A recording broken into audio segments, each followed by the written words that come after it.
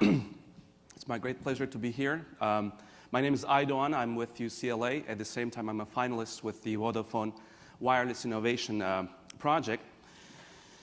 So our project is about creating a new kind of a computational sensor for looking at things that we cannot see with our bare eyes in our air, to quantify indoor and outdoor air pollution in a very smart, mobile, and cost-effective way. It's a very exciting and timely project. In fact, globally, it's a huge problem that we have with air quality. We're losing 7 million lives every year related to poor air quality. And developing countries are disproportionately affected with this major problem. But it's not just a global health problem. It's not just a developing country problem. In fact, even in the US, we have so many patterns of air quality problems that remain unidentified, unmeasured. This is a map of LAX, where I'm coming from. And what you see here is how airplanes, as they're landing, through the wind factor, they spill their nanoparticles, their microparticles, several kilometers away from the airport. This is something that was not known. We need technologies that will reveal these kinds of spatial and temporal air quality problems that happen everywhere, around us, outdoors, indoors, in this building potentially as well. And there's more challenges ahead of us. There are also bioaerosols. I'm sure many of you must have seen this picture, this scene from your kitchen or from your bathtub. This is really very common. In fact, in our air, we're constantly breathing in molds, pollens, bacteria, and viruses. By the end of today, many of you will have inhaled more than 1 billion viruses. That's true. So we need technologies that will, in a mobile, cost-effective platform, measure and quantify these with the same sensitivity, precision, accuracy as you expect from high-end institutional governmental devices. This is exactly our project.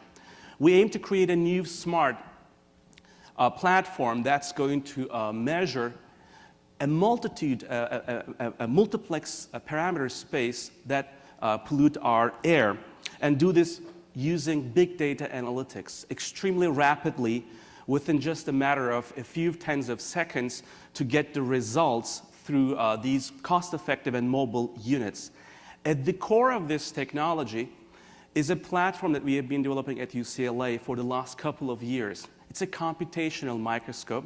I won't have the time to go over its details, but in the breakout sessions, I'll be happy to talk to you all about this revolutionary platform that can look at nanoparticles in our air, viruses, bacteria, pollens, as well as particulate matter with a very good sensitivity specificity as you would expect from high-end instrumentation that we have in our corporates, clean rooms, and other high-end institutions. And the results can be quickly displayed through servers tagged as a function of space and time, or you can simply visualize them through your smartphones. So with the mobility and the cost-effectiveness of this platform, you can actually deploy them as static nodes, as part of buildings, traffic lights, or rooms. At the same time, you can integrate them with trucks or cars so that you can form a dynamic network that's going to measure various different pollutants in air as a function of space and time and give you high-end data. Because of the lightweight of this platform, we can also integrate it with drones. That forms a very unique capability. Imagine an emergency situation like a fire, explosion, or a terrorist activity.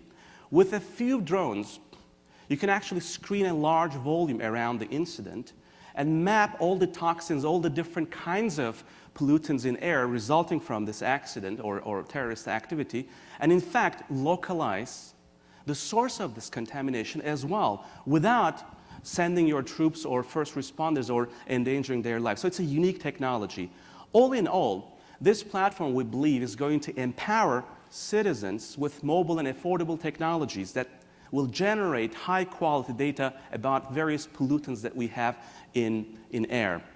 And this is hopefully going to change behavior at the consumer level, will make more informed decisions. It's also going to engage local communities and help them serve as independent validation of compliance, which is extremely important for government regulations and looking at transparency.